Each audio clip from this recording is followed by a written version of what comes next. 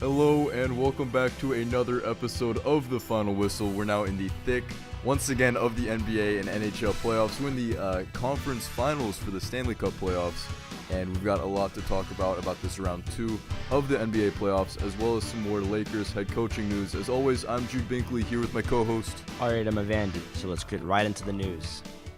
So let's start off today, just like last week. Let's talk about the NBA playoffs. We're still in the second round, but we've got one series that's now ended. And these others should be ending, at least, by the end of the weekend. We do have a game tonight that we can talk about. But let's as always start in the West with Golden State Houston, that 1-4 matchup. Golden State took Game 5 last night, now up 3-2 in the series. Yeah. Potentially some concerns with Kevin Durant.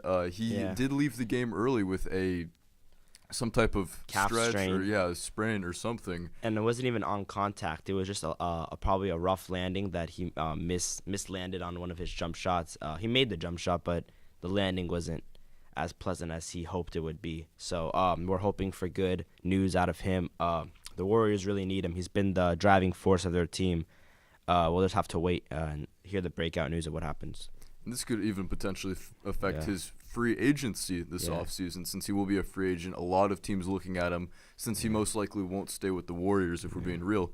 But Golden State still got it done last night, beat the Rockets. It was by a slimmer margin than past games. But moving on to Game 6, which will be in Houston, do you think Harden and Chris Paul can keep up?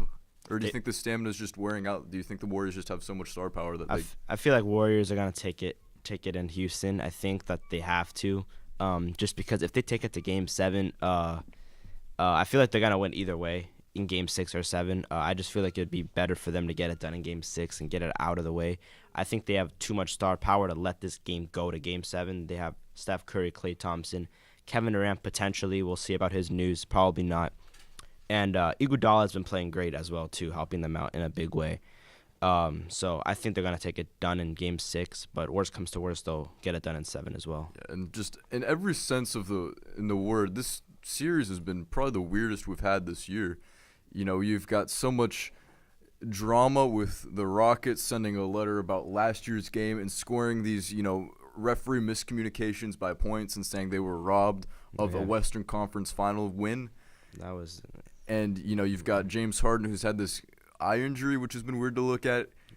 Steph Curry dislocated his finger, which was also gross to look at. And now Kevin Durant is hurt, which it looks like he should be fine. It didn't look like a serious injury. He just kind of left. And obviously, since it is a big game like that, you don't want to risk anything. Even if he did rest Game 6, I think the Warriors have a good chance of winning. And if not being back for Game 7, I think they lock it down regardless. And while Kevin Durant was out with his injury, Steph Curry stepped up as that head role model team, like the head of the team. He carried them all the way to the win. He was just knocking down his shots, being efficient with the ball. And before that, he wasn't playing so well. He was missing a few open threes and layups, but he got it done at the end. That's the most important thing. So we can move on to the other Western Conference game, Denver at Portland tonight. Nuggets currently leading the series 3-2. Jude, how do you feel about that? Well, this series as a whole has definitely been overshadowed by the other series in the Western Conference because it doesn't have the star power of Steph Curry, James Harden, Durant, But it has been a good series. It's close. These games are close. I made the claim last week that Portland is now America's team, although some people may make the argument that the Rockets are, even though they are a bit of a crybaby organization, if I had to say anything. I don't like that type of mentality that they carry with them. Oh, absolutely. Complaining, that's a stupid thing to do. You don't complain to the league about something that happened a year ago. You get over it and you focus on what's going on in the moment. Right. But looking at this series, because it has been overshadowed, it's been a good series. Close, a lot of competitive teams, a lot of competitive games. I made the claim last week that Portland is America's team now because Lillard and CJ McCollum are so fun to watch. But Denver is up 3-2, and we've got Game 5. I think it's actually tomorrow. We've got Philadelphia and Toronto playing tonight. Yeah. No, it is tonight. Denver and Portland are tonight, yeah. In Portland. In Portland. At 7:30 Pacific. I think this series will go to 7. Mm-hmm. It'll be interesting to watch. I hope that this Golden State-Houston series ends Game 6 so I can kind of focus on watching Portland-Denver because it has definitely taken away some of the spotlight from the series, which is still highly competitive, as all of these series have been, for the most part. I'm rooting for Portland to win the series. I like their team. I like their players. They're fun to watch. But it's a really like big nail biter. I can't really say who's gonna win right now. It's just too close to say as of now. The thing I will say, because I agree. I can't pick a winner for this series. Well, if I did, I'd pick Denver. But I think regardless, whoever does win this series, they're not making the finals. Yeah, they're not making the finals. They're going to lose to Golden State, Yeah. and if not them, then Houston, which I think is unlikely at this point. Yeah. So let's move on to the Eastern Conference. The one series that has wrapped up, Milwaukee-Boston. Boston took the first game in this series. We thought they looked good. We thought, maybe Giannis had some weaknesses. I was even thinking, okay, maybe he's a little overhyped. I was wrong. Yeah. He immediately just made us eat our own words out of our like. He just went off. He was slamming shots, getting and ones left and right. He was just playing phenomenally, and he's proving his point of his MVP potential right now. I think he is MVP for sure. Is. But winning 4 straight that third game, he got all 32 points in the paint and from the free throw line, which is insane. And after a very disappointing first game from Milwaukee, where we thought this series might be a little bit closer, they showed why they're the number 1 seed in the East.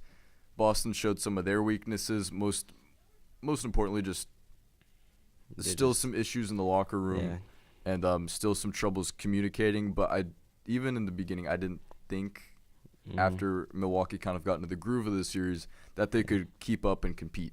I feel like just in the beginning of the series, they were a little bit like trying to figure out their flow, their game plan, their type of style of play, and then once they figured it out, they just went off. And they beat them by 25 points last night, which is a lot of points for a playoff game to beat the team by. Usually they're in the 10 range, under 10, so credit them with that win.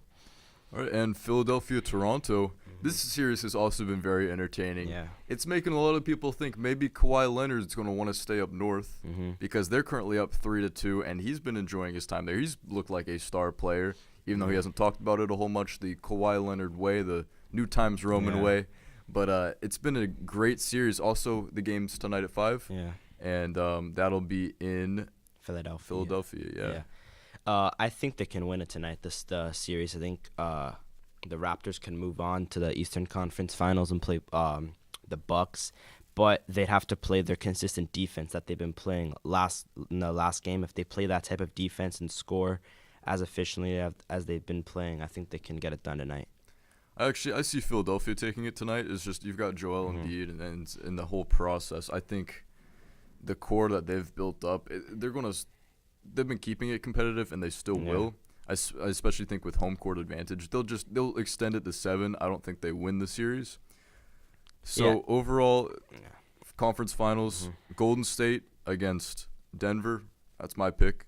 Then obviously Milwaukee against Toronto. Yeah. I kind of agree with you. The only thing I'd be a little concerned about is the Denver-Portland thing. It could be Portland or Denver at this point. I'm not too sure about it, but I'd have to roll with your picks as well. Okay. And I do want to talk a little bit. I know that hockey isn't your forte. Yeah. But as of last night, we've got our matchups for the Stanley Cup Conference Finals. And I want to talk about that real quick. In the East, we've got the Bruins, who defeated the Columbus Blue Jackets 4-2, up against the Carolina Hurricanes, who swept the New York Islanders. The New York Islanders, who also swept the Pittsburgh Penguins 4-0. That game will be on tonight at 5. If I had some things to watch for, Carolina has been incredible with their possession control this offseason. They've held 56% of the shot attempts and outscored opponents 26-14 when they're playing the 5-on-5. And then I would say the biggest factor for Boston is the ability to create chances, more specifically when they're man up on the power play. Columbus Blue Jackets were kind of notorious for being such a good power play killing team, but even they were able to get it done against them. Then our second series, which was decided last night, which will be going on Saturday, is between the San Jose Sharks coming out of the Pacific and the St. Louis Blues, Both of these games They've been went playing great, actually, both of the teams. I watched a few of their the games. They've been pretty entertaining. Yeah, and playoff hockey is Yeah. super fun. It's always exciting. Yeah. Like sometimes the regular season's kind of hard to follow, but Yeah. as soon as the playoffs start, It gets really players get so competitive. physically, like they put so much physical and emotional energy into the game, and you can tell Yeah. that you've got players diving in front of shots which go fast, pucks hurt. Yeah. You'll see players, really going at it, trying not to fight too much, but Yeah. sometimes you'll see the gloves come off, especially in that Boston-Columbus series where we got a new villain in the league, essentially. All right. Then looking at it, Sharks, they defeated Dallas 4-3. The Blues defeated Dallas 4-3, and that was in a double overtime Game 7. Ben Bishop looked incredible. He had a career high, 34 saves in that game, but he couldn't get it done in the double overtime. They were just so worn down at that point after over 60 minutes of hockey, which is crazy. Yeah. Over 80 minutes of hockey. I mean, Yeah, it's a very energy-draining sport. It's a lot of running, shoving, putting a lot of energy and emotion into it. So. And the Sharks, they defeated Colorado last night 4-3. Joe Thornton looking for a Stanley Cup. He's almost 40 now. He's going to be 40 in a month. Yeah. And, this is most likely it for him. He's going to be a Hall of Famer for sure. Yeah. But with his goodbye for the Sharks, he's looking for this cup, and it'll be a good chance. I think right now, looking at it, the Bruins have the best chance. I know they're favored against the Hurricanes, about 64%. Then in this Sharks-Blues series, it is very much a toss-up. The only thing I would say is Hurricanes looked incredible in that second round, just being able to completely sweep the Islanders, who, made a wash of the Penguins. So I feel like it's a little bit closer, but in hockey, it's always a lot harder to tell you. It's that parity party that you have, Right. and which keeps it so interesting.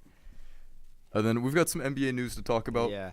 Ty Lue officially backed down from the Lakers' offer they had for him. So they're moving onto some new candidates. I'll say them for you right now.